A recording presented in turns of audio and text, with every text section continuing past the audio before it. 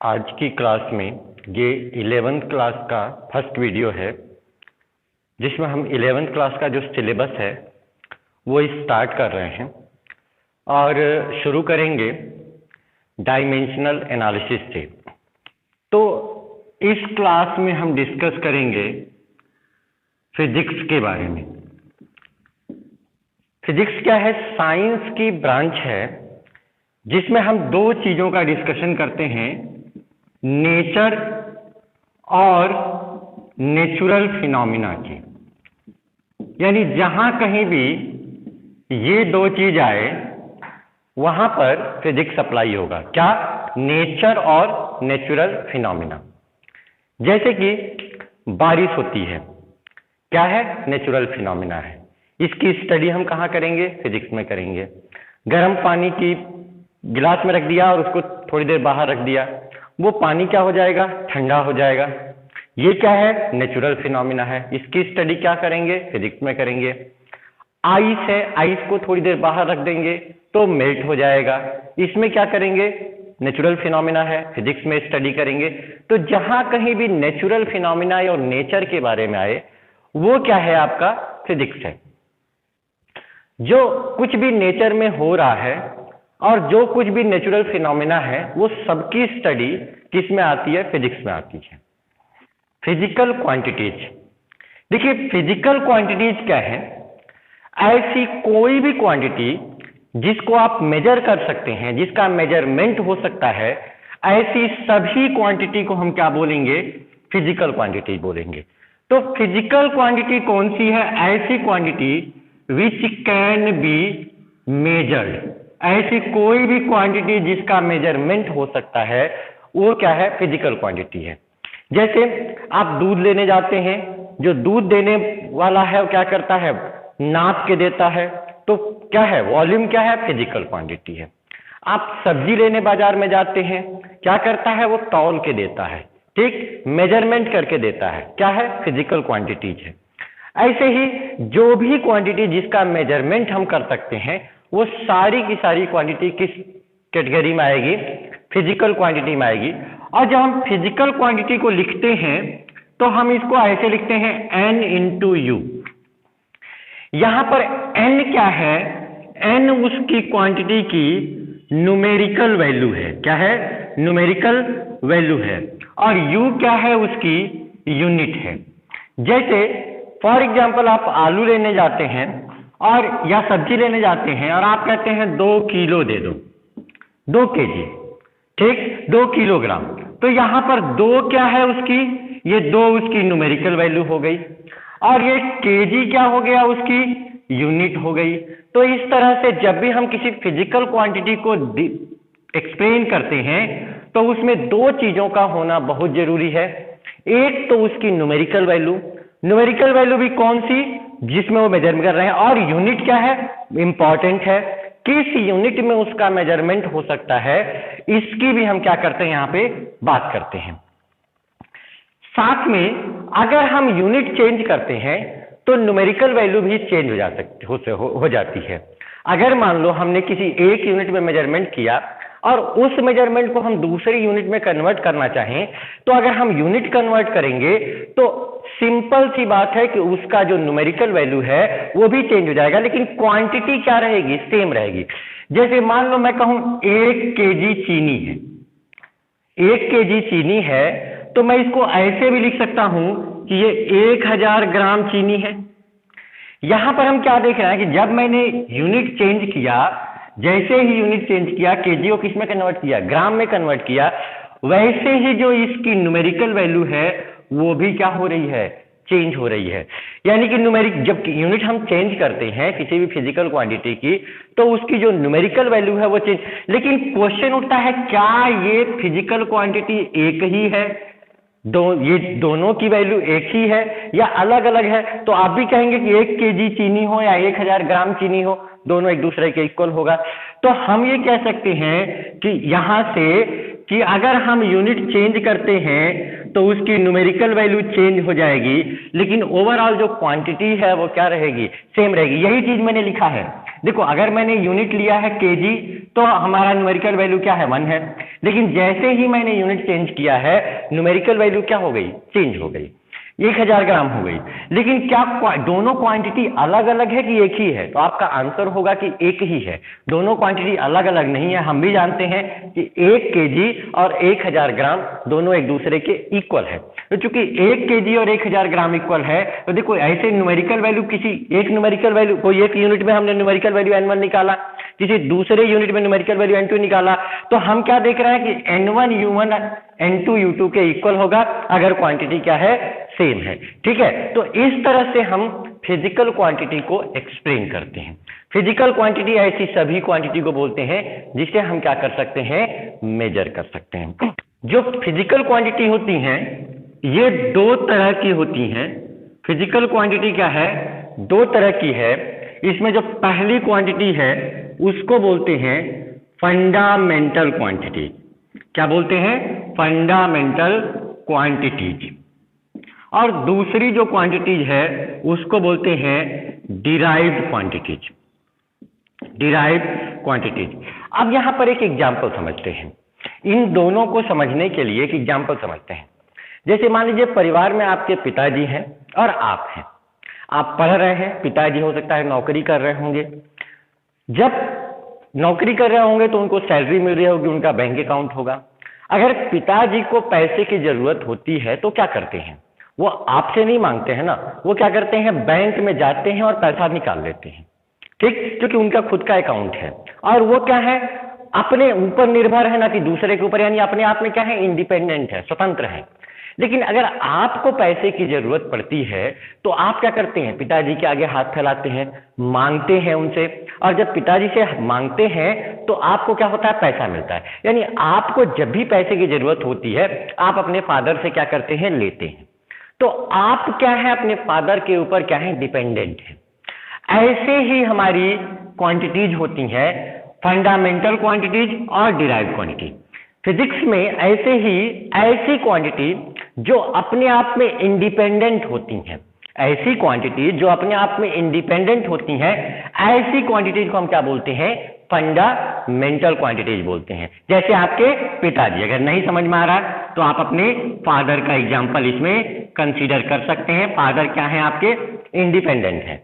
और ऐसी क्वांटिटी जो कि फंडामेंटल क्वांटिटीज के ऊपर डिपेंड करती है, यानी उनको रिप्रेजेंट करने के लिए, उनको एक्सप्लेन करने के लिए हमें क्या करता पड़ता है, फंडामेंटल क्वांटिटीज की जरूरत पड़ती है, हमें फंडामेंटल क्वांटिटीज की रिक्वायरमेंट होती है। ऐसी क्वांटिटी जो क्या बोलते हैं, डिराइव्ड क्वांटिटीज बोलते हैं।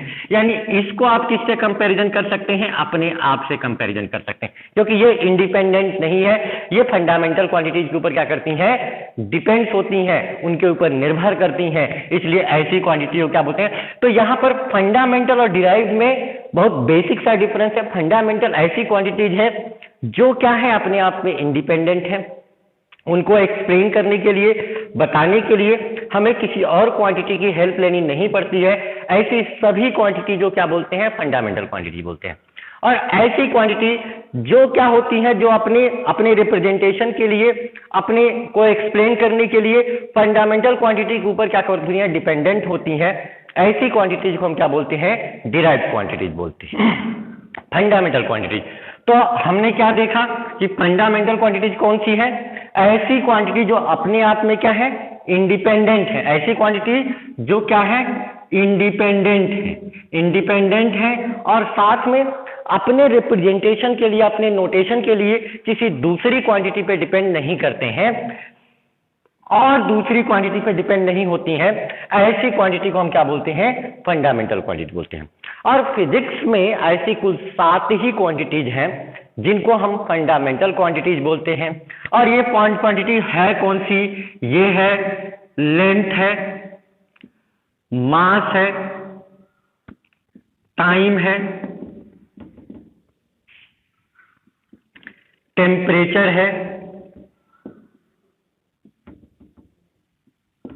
इलेक्ट्रिक करंट है,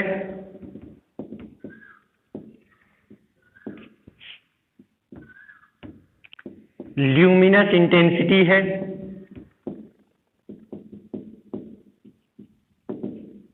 और साथ में क्वांटिटी ऑफ मैटर है। क्या है? क्वांटिटी ऑफ मैटर है। क्या है? क्वांटिटी ऑफ मैटर है।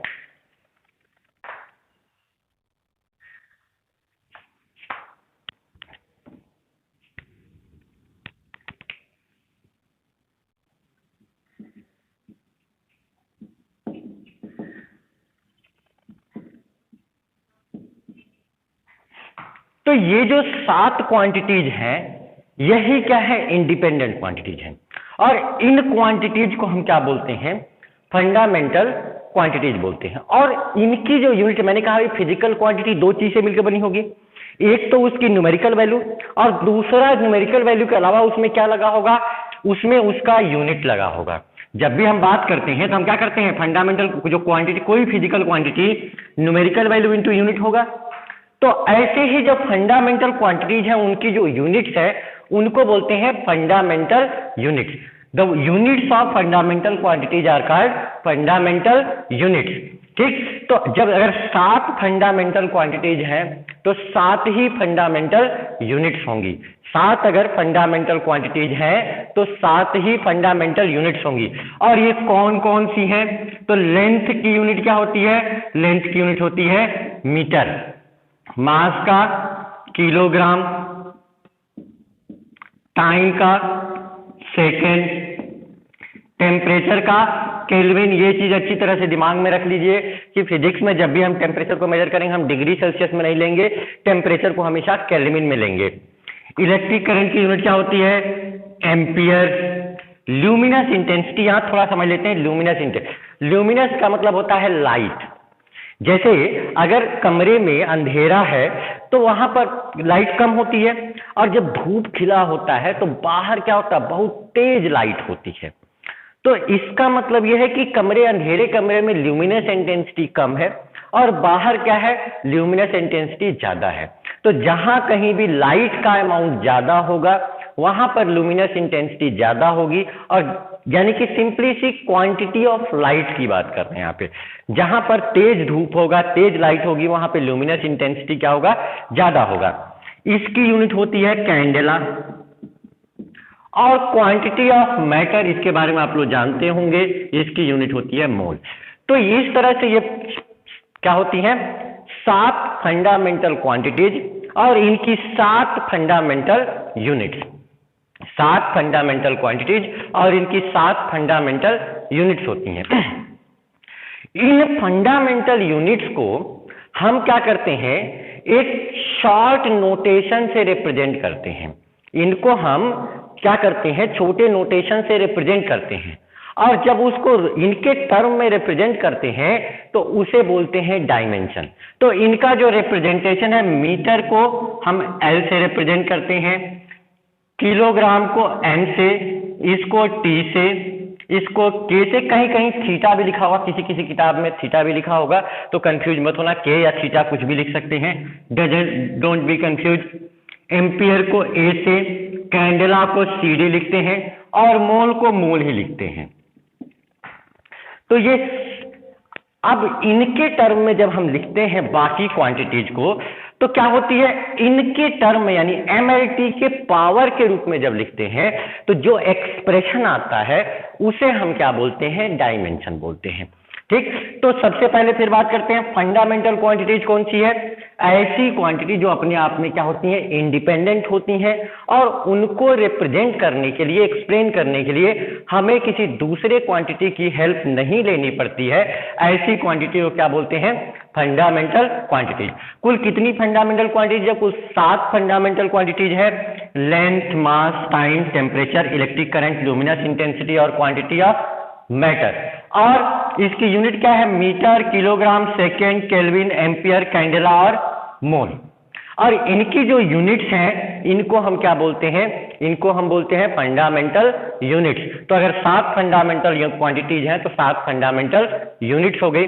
और इनको हम क्या करते हैं? एक शॉर्ट टर्म नोटेशन से रिप्रेजेंट करते हैं। जब बाकी, क्योंकि डिराइव क्वांटिटी मैंने क्या कहा कि उनको रिप्रेजेंट करने के लिए हमें किसकी मदद लेनी पड़ती है?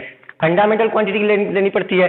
तो जब इनके टर्म में हम ये टर्म नहीं, इनके टर्म में ये जो है, इनके टर्म में लिखते हैं तो हम इनके पावर के रेज्ड पावर के रूप में लिखते हैं। तो उन रेज्ड पावर के टर्म में जब लिखते हैं तो पूरे एक्सप्रेशन को क्या कहलाते हैं, डायमेंशन कहते हैं। क्या कहते हैं, डायमेंशन कहते हैं। अभी क्लियर हो जाएगा, अभी बहुत सारे डायमेंशन लिखेंगे।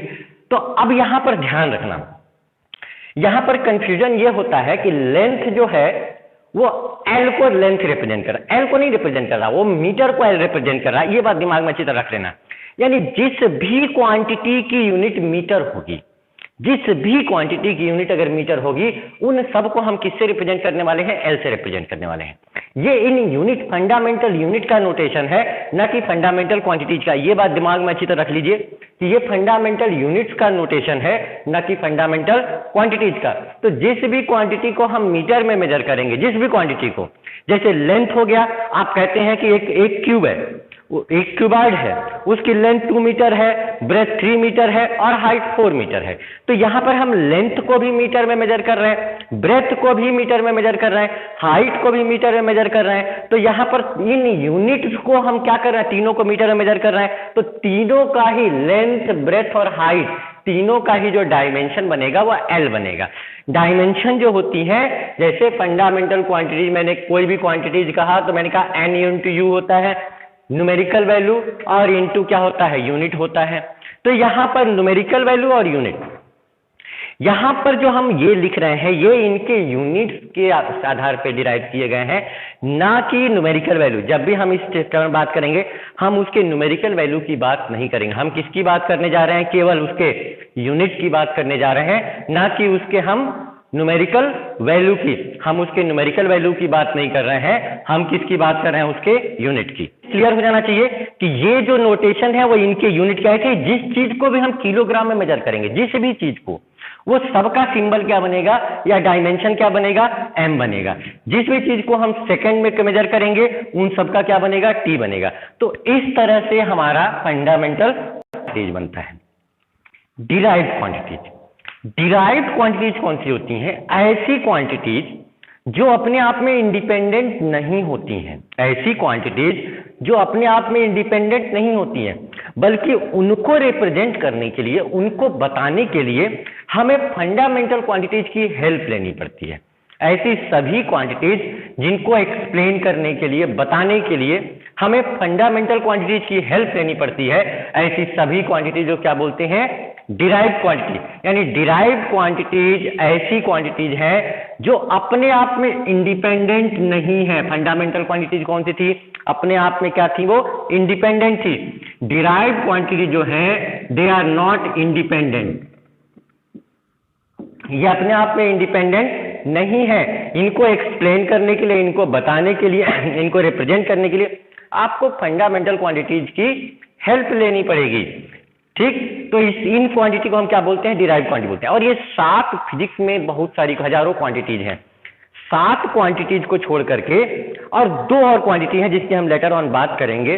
2 और क्वांटिटीज हैं, 9 क्वांटिटी को छोड़ करके बाकी जितनी क्वांटिटीज हैं वो सारी की सारी क्वांटिटीज क्या है, डिराइव्ड क्वांटिटीज हैं, जितनी भी क्वांटिटीज हैं। अब हम जब डिराइव्ड क्वांटिटीज को क्या करते हैं, फिर मैं बोल रहा हूं, जब डिराइव्ड क्वांटिटीज को हम इनके नोटेशन के टर्म में लिखते हैं, नोटेशन के टर्म में भी नहीं लिखते हैं, उसको हम क्या करते हैं, उनके रेज्ड पावर के रूप में लिखते हैं। क्या लिखते हैं, रेज्ड पावर के रूप में लिखते हैं। तो और उसको स्क्वायर ब्रैकेट में बंद कर देते हैं, तो उस चीज को हम क्या बोलते हैं, डायमेंशन बोलते हैं। तो यहां पर एक टर्म आएगा, जैसे इसका एग्जांपल, बाकी जो भी क्वांटिटीज है वो सब डिराइव्ड है। फोर्स हो गया, वेलोसिटी हो गया, एक्सेलरेशन हो गया, एनर्जी हो गया, वर्क डन हो गया, ये सभी की सभी क्वांटिटीज क्या है, डिराइव्ड क्वांटिटीज हैं। अब बात करते हैं डायमेंशन क्या होता है। तो डायमेंशन, हम चूंकि पढ़ क्या रहे हैं, डायमेंशनल एनालिसिस पढ़ रहे हैं। तो डायमेंशन क्या होता है, जब हम किसी दूसरी क्वांटिटी यानी डिराइव्ड क्वांटिटीज को जब फंडामेंटल के टर्म में लिखते हैं और वो भी उसके रेज्ड पावर के रूप में लिखते हैं, तो वहां पर हम उसको, और साथ में स्क्वायर, ध्यान रखना स्क्वायर ब्रैकेट में जरूर लेते हैं, स्क्वायर ब्रैकेट इज मस्ट। तो उसको हम क्या बोलते हैं, डायमेंशन बोलते हैं। उसको हम क्या बोलते हैं, डायमेंशन बोलते हैं। फ्रेंड क्वांटिटीज की सिंपलेस्ट से शुरू करेंगे, जैसे वेलोसिटी है। तो वेलोसिटी के बारे में आपने पढ़ा होगा, किसके इक्वल होता है? Rate of change of displacement per unit time. किसके इक्वल होता है velocity? Displacement per unit time. तो ये किसके इक्वल होता है? Displacement per unit time. Displacement भी एक तरह का लेंथ होता है। डिस्प्लेसमेंट अगर आपने पढ़ा होगा तो शॉर्टेस्ट लेंथ होता है। तो लेंथ है तो अगर उसकी यूनिट हम मेजर करेंगे तो यूनिट क्या हो जाएगा? मीटर। अब मीटर जब भी बात आए आपके दिमाग में एल आना चाहिए। जिस चीज को भी हम मीटर में मेजर करेंगे उसका जो नोटेशन बनेगा वो क्या बनेगा? एल बनेगा। तो यहां पर डिस्प्लेसमेंट का क्या हो गया? एल हो गया, और टाइम का क्या हो गया? टी हो गया। ठीक, तो L बाई टी। अब देखो यहां पर जब पावर नीचे से ऊपर ले जाते हैं तो हम पावर का जो साइन होता है किसी भी क्वांटिटी को उसको चेंज कर देते हैं। तो इसको मैं लिखूंगा तो मैं कैसे लिखूंगा? LT⁻⁻1 ऐसे लिखेंगे, और साथ में इसको स्क्वायर ब्रैकेट में लिख देंगे। इस चीज को हम क्या बोलते हैं? डायमेंशन बोलते हैं। या कभी कभी इसको ऐसे लिखते हैं, क्योंकि m नहीं है, देखो किसी चीज में पावर 0 है तो उसकी वैल्यू 1 होती है, तो इसको मैं ऐसे भी लिख दे रहा हूं, mLT-1, m0LT-1। और इस चीज को हम क्या बोलेंगे? डायमेंशन बोलेंगे। मैंने क्या कहा था? डायमेंशन क्या होता है? अब यहां से डेफिनेशन सोचो डायमेंशन की। क्या करते हैं? जब डिराइव्ड क्वांटिटीज को हम फंडामेंटल क्वांटिटीज के आधार पर लिखते हैं और साथ में रेज्ड पावर, देखो यहाँ पे पावर रेज किया है, अगर नहीं है तो भी यहाँ पावर रेज किया है, रेज्ड पावर के रूप में लिखते हैं तो क्या होता है? और साथ में उसको क्या करते हैं? स्क्वायर ब्रैकेट में बंद कर देते हैं। तो इस सिंबल को ही हम क्या बोलते हैं? डायमेंशन बोलते हैं। तो dimension are nothing, these are the symbols of derived quantities in terms of notation. ये क्या होती हैं? नोटेशन होती हैं। और क्या होती हैं? किसके? नोटेशन किसके टर्म में? इन terms of fundamental unit. Notation in terms of fundamental units. Fundamental units के टर्म में नोटेशन है, और साथ में रेज्ड पावर। ठीक है, रेज्ड पावर। और इस पूरी चीज को जो हम क्या करते हैं? Enclosed in square bracket. ये ध्यान रखना, इनक्लोज्ड इन स्क्वायर ब्रैकेट। जब इस तरह से लिखते हैं तो हम उसे क्या बोलते हैं? डायमेंशन बोलते हैं। डायमेंशन हमेशा स्क्वायर ब्रैकेट में होगा, अच्छी तरह से दिमाग में रख लीजिए। अगर आप ऐसे लिख दे रहे हैं m0LT-1 ऐसे लिख दे रहे हैं तो ये गलत है। अगर आप ऐसे लिख दे रहे हैं m0LT-1, भले ही आपने सही लिखा है, लेकिन अगर आपने स्क्वायर ब्रैकेट में नहीं लिखा है तो ये चीज क्या है? गलत है। तो ये चीज क्या होती है? डायमेंशन होती है। जब हम डिराइव्ड क्वांटिटीज को हम क्या करते हैं? नोटेशन के फॉर्म में लिखते हैं, MLT के फॉर्म में लिखते हैं, और साथ में उसके ऊपर पावर रेज कर देते हैं, और पूरी क्वांटिटी को हम स्क्वायर ब्रैकेट में बंद कर देते हैं, तो जो भी मिलता है उसे क्या बोलते हैं? डायमेंशन बोलते हैं। ठीक, अब ध्यान रखना, वेलोसिटी की यूनिट क्या होती है? मीटर पर सेकेंड होती है। तो जिस चीज की भी यूनिट, ध्यान रखना, डायमेंशन या जो नोटेशन है वो इसके यूनिट से आ रहे हैं, न कि क्वांटिटी से। तो जिस भी चीज की यूनिट क्या होगी? मीटर पर सेकंड होगी, उन सबका डायमेंशन यही होगा। जिस भी चीज की यूनिट मीटर पर सेकंड होगी उन सबका डायमेंशन क्या होगा? mLT-1 होगा। जैसे कि यही यूनिट किसकी होती है? स्पीड की होती है। स्पीड की यूनिट भी क्या होती है? मीटर पर सेकंड होती है। तो स्पीड का भी जो डायमेंशन बनेगा वो क्या बनेगा? LT-1 बनेगा। ध्यान रखिएगा कि डायमेंशन हमेशा उसके यूनिट से आते हैं, ना कि वो क्वांटिटी से आते हैं। तो जब अगर यूनिट सेम है, मान लीजिए 2 फिजिकल क्वांटिटी है, 3 फिजिकल क्वांटिटी, उनकी यूनिट अगर सेम है तो मस्ट है कि उनकी डायमेंशन भी क्या होगी? सेम होगी। वाइस वर्सा नहीं हो सकता है। डायमेंशन सेम है तो यूनिट अलग हो सकती है, ऐसा पॉसिबल है, यूनिट अलग हो सकती है, लेकिन यूनिट सेम है तो डायमेंशन क्या होगा? सेम होगा, होना ही होना है, मस्ट है। तो ये बात अच्छी तरह से दिमाग में रख लीजिए। ऐसे ही एक्सेलरेशन, एक्सेलरेशन आपने पढ़ा होगा। एक्सेलरेशन क्या होता है? एक्सेलरेशन होता है rate of change of velocity, यानी कि change in velocity, change in velocity divided by time. अब यहां पर एक छोटा सा एग्जांपल लेते हैं चेंज समझने के लिए। जैसे मान लीजिए आपके पास 5 किलो चावल है और आपने 2 किलो चावल किसी और को दे दिया, तो आपके पास 5 किलो चावल है और आपने 2 किलो किसी और को दे दिया, तो आपके पास कितना बचेगा? इसको कैसे निकालेंगे? दोनों को माइनस कर लेंगे, तो आपके पास कितना बचेगा? 3 किलो बचेगा। तो ये क्या हुआ? इसकी यूनिट क्या है? केजी है, इसकी यूनिट केजी है और इसकी यूनिट भी क्या है? केजी है। तो ध्यान रखिएगा, अगर कोई क्वांटिटी है तो जो क्वांटिटी की यूनिट होगी वही उसके चेंज की। ये क्या हुआ? ये चेंज हुआ ना। 3 आपके पास 5 किलो चावल है, 2 किलो आपने दे दिया, तो आपके पास बचा कितना? 3, यानी कि चेंज कितना हुआ? आपके पास 3 हुआ। तो देखो, जो क्वांटिटी की यूनिट होती है वही उसके चेंज की यूनिट होती है। ध्यान रखिएगा, जो भी क्वांटिटी है उसकी जो यूनिट होगी वही उसके चेंज की यूनिट होगी। और जब यूनिट सेम होगी तो डायमेंशन भी क्या होगा? सेम होगा। कहने का मतलब है कि जो वेलोसिटी की यूनिट होगी वही चेंज इन वेलोसिटी की भी यूनिट होगी। जो वेलोसिटी की यूनिट होगी वही चेंज इन वेलोसिटी की भी यूनिट होगी। और वेलोसिटी की यूनिट है क्या? डायमेंशन है क्या? LT-1/T है। तो जब डिवाइड करेंगे तो डिवीजन में पावर क्या होते हैं? माइनस होते हैं। तो यहां पर जब माइनस करेंगे तो LT-1 तो है ही है, और ये पावर ऊपर जाके माइनस हो जाएगा। तो यहां पर बचेगा क्या? यहां बच जाएगा LT-2। तो इसका डायमेंशन क्या हो जाएगा? LT-2 हो जाएगा। एक्सेलरेशन का डायमेंशन क्या हो जाएगा? LT-2। फोर्स किसके इक्वल होता है? फोर्स होता है मास इनटू एक्सेलरेशन। मास का सिंबल मैंने क्या बताया था? डायमेंशन क्या बताया था? m। और एक्सेलरेशन का अभी मैंने निकाला था LT-2। तो इसका क्या हो जाएगा? इसका डायमेंशन हो जाएगा। ध्यान रखना, डायमेंशन हमेशा स्क्वायर ब्रैकेट में लिखेंगे MLT-2। डायमेंशन हमेशा क्या करेंगे? स्क्वायर ब्रैकेट में लिखेंगे MLT-2। तो फोर्स का डायमेंशन क्या हो जाएगा? MLT-2 ऐसे हो जाएगा। वर्क डन किसके इक्वल होता है? Force into displacement. पढ़ा होगा आप लोगों ने। तो फोर्स का डायमेंशन क्या है? MLT-2 इंटू डिस्प्लेसमेंट का L हो जाएगा। यहां पर भी पावर 1 है, यहां पर भी पावर 1 है। देखो, जब पावर आपस में मल्टीप्लाई, जब कोई क्वांटिटी आपस में मल्टीप्लाई होती है तो उनके पावर आपस में ऐड हो जाते हैं। तो यहाँ पावर 1 1 ये दोनों ऐड हो जाएंगे और इसकी डायमेंशन क्या मिल जाएगी? ML²T-2। अब गौर से देखो, वर्क डन की यूनिट क्या होगी? जूल होगी। होती है ना?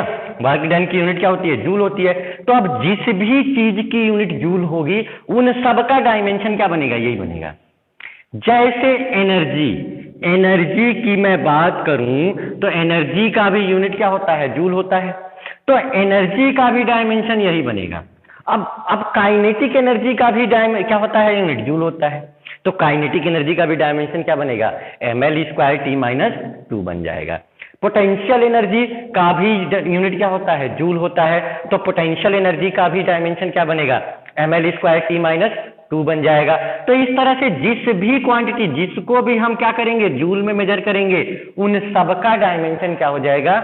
ML²। आप लोगों को क्लियर हो रहा होगा धीरे धीरे कि जब हम जो डायमेंशन की बात कर रहे हैं, ये बेसिकली क्वांटिटी की बात नहीं कर रहे हैं।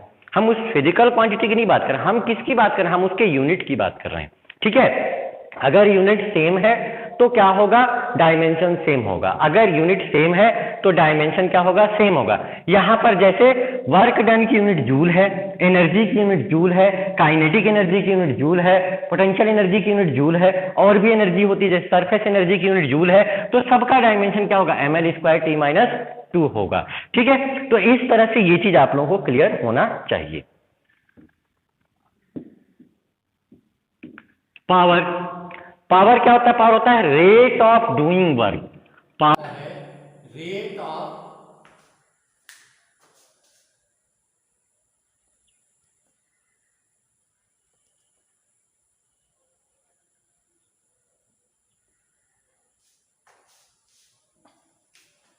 पावर क्या होता है? Rate of doing work. Power होता है,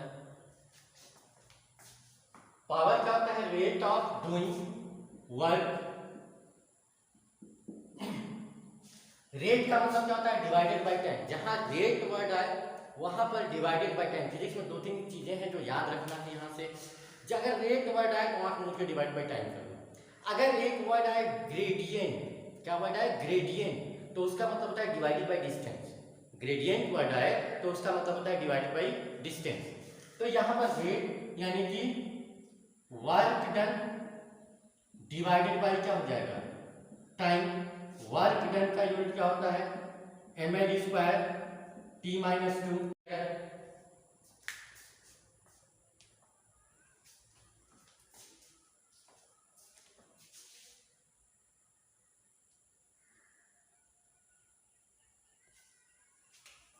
तो देखो यहां पर जब डिवीजन होगा तो इस डिवीजन में क्या होगा पावर आपस में सब्ट्रैक्ट होंगे, माइनस होंगे, तो ये और जाके इसमें माइनस हो जाएगा, क्या हो जाएगा ml स्क्वायर और t-2 और ये -1 और हो जाएगा। तो इसका डायमेंशन क्या मिल जाएगा मुझे ml स्क्वायर t-3। तो ये हो जाएगा आपके पावर का डायमेंशन। पावर का डायमेंशन क्या हो जाएगा ml स्क्वायर t-3 हो जाएगा।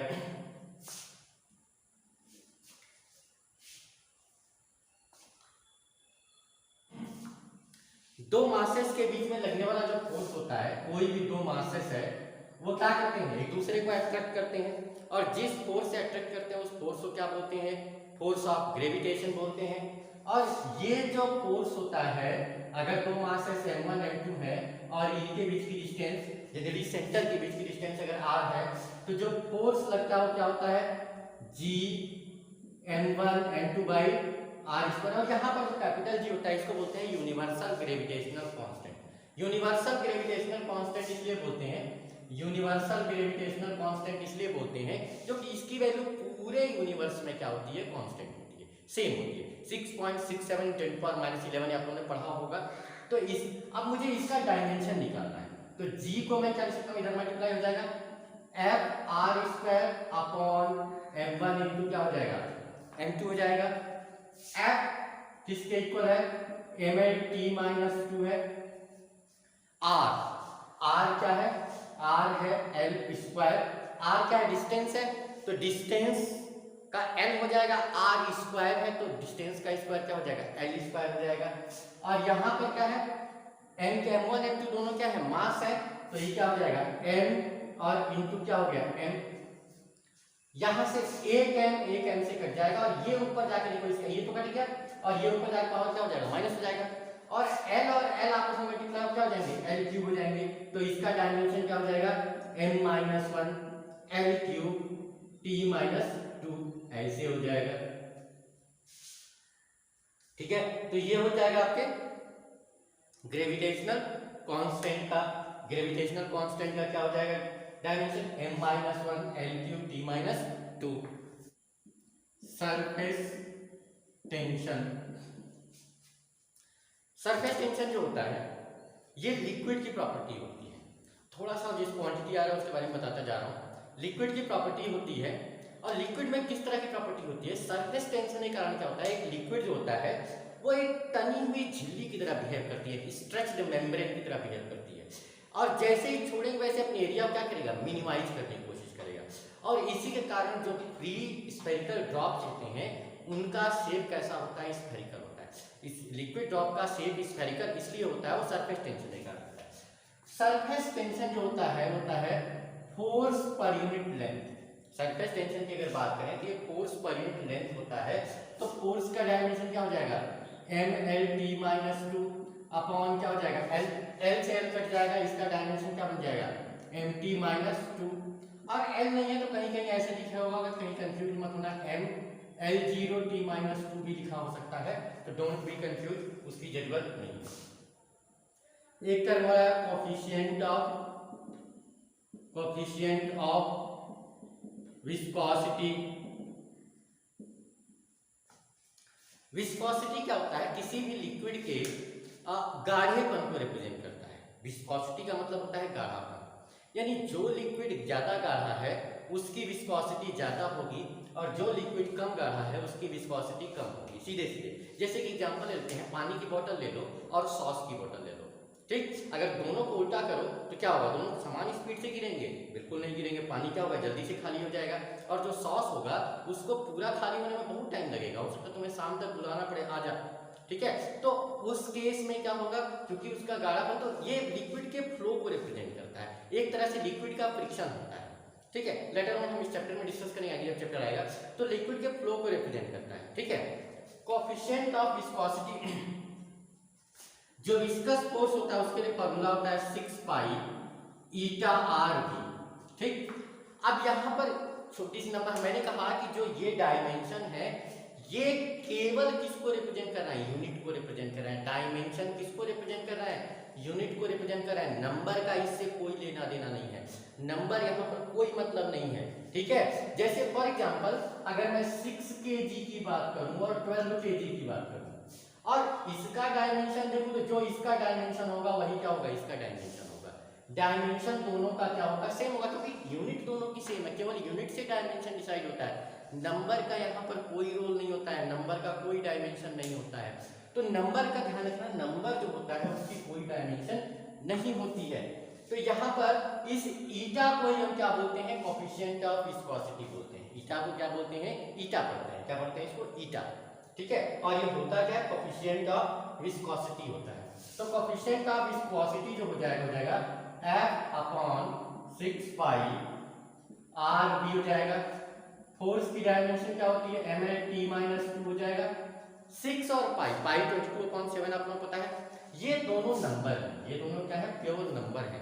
और प्योर नंबर की कोई डायमेंशन नहीं होती है, प्योर नंबर की कोई डायमेंशन नहीं होती है। तो ये इसका कोई डायमेंशन नहीं होगा। आर क्या होगा, रेडियस होता है। तो रेडियस भी क्या है, रेडियस की यूनिट याद करो, क्या होगा, मीटर। रेडियस की यूनिट क्या होगी, मीटर। और जब जिस भी क्वांटिटी को मीटर में मेजर करेंगे उसका डायमेंशन क्या होगा, एल होगा। बताया मैंने, यूनिट से ही डायमेंशन डिराइव्ड होता है। तो जिस भी क्वांटिटी का क्या होगा, यूनिट मीटर होगा, उन सबका डायमेंशन क्या होगा, एल होगा।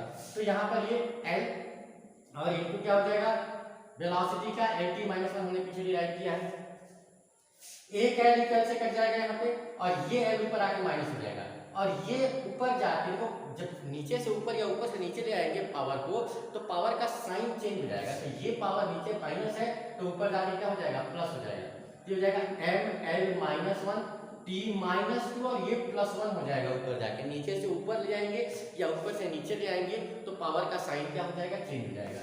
तो यहाँ पर ये क्या हो जाएगा, ml-1 t-1। तो ये डायमेंशन क्या होगा, कोएफिशिएंट ऑफ विस्कोसिटी का डायमेंशन हो गया। कोएफिशिएंट ऑफ विस्कोसिटी का डायमेंशन क्या होता है, ml-1 t-1। फिर कुछ और क्वांटिटीज है उनकी बात करते हैं। चार्ज, चार्ज की डायमेंशन आप कैसे निकालेंगे, तो चार्ज जो होता है, इलेक्ट्रिक करंट होती है rate of flow of charge, यानी चार्ज अपॉन टाइम। तो चार्ज को लिख सकते हैं electric current into time, electric current into time. अब ध्यान करो, इलेक्ट्रिक करंट, ध्यान रखना, इलेक्ट्रिक करंट एक खुद फंडामेंटल क्वांटिटी है। इलेक्ट्रिक करंट एक खुद में एक फंडामेंटल क्वांटिटी है। तो इलेक्ट्रिक करंट का क्या हो जाएगा, इलेक्ट्रिक करंट का हो जाएगा ए और इसका टी। तो इसका डायमेंशन क्या हो जाएगा, ए इंटू टी हो जाएगा। क्या होगा, ए इंटू टी। ऐसे ही आपने 10th में पढ़ा होगा पोटेंशियल डिफरेंस, पोटेंशियल डिफरेंस। तो पोटेंशियल डिफरेंस क्या होता है, ये होता है, पोटेंशियल डिफरेंस जो होता है वर्क डन अपॉन चार्ज, जिसके इक्वल होता है work done upon charge. Unit positive charge को मूव करने में जो वर्क डन होता है उसे क्या बोलते हैं, पोटेंशियल डिफरेंस। तो वर्क डन क्या हो जाएगा, इसका डायमेंशन क्या हो जाएगा, ml t² t-2 अपॉन ए इंटू टी, ऊपर डिराइव किया है चार्ज का। तो देखो टी फिर नीचे से ऊपर जाके माइनस हो जाएगा। तो यहाँ पर क्या हो जाएगा, ml² t⁻³ डायरेक्ट लिख रहा हूँ, ये नीचे 1 है, ऊपर जाके -1 और हो जाएगा। तो -2 है और -1 और हो जाएगा, -3 हो जाएगा। और ए नीचे से ऊपर जाएगा, क्या हो जाएगा, -1। तो ये डायमेंशन क्या हो जाएगा, पोटेंशियल डिफरेंस का डायमेंशन हो जाएगा। रेजिस्टेंस, रेजिस्टेंस का आप निकाल सकते हैं, रेजिस्टेंस का डायमेंशन क्या हो जाएगा।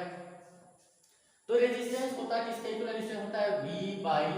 पढ़ा होगा आपने Ohm's law, V equal to क्या होता है, I/R। तो रेजिस्टेंस V × I लिख सकते हैं। V का डायमेंशन क्या है, ये है। तो यहाँ पर क्या हो जाएगा, ml² t-3 × A-1 upon A से और डिवाइड होगा। अब ये फिर जाकर ऊपर माइनस हो जाएगा, तो एक पावर यहाँ पर है, ऊपर जाकर माइनस हो जाएगा। यहाँ पर ml² t-3, और देखो यहाँ पर ये a माइनस वन ऑलरेडी है और ये भी ऊपर जाके माइनस होगा तो a की पावर क्या हो जाएगी -2। तो इस तरह से रेजिस्टेंस का डायमेंशन क्या हो जाएगा ml square t minus 3 a minus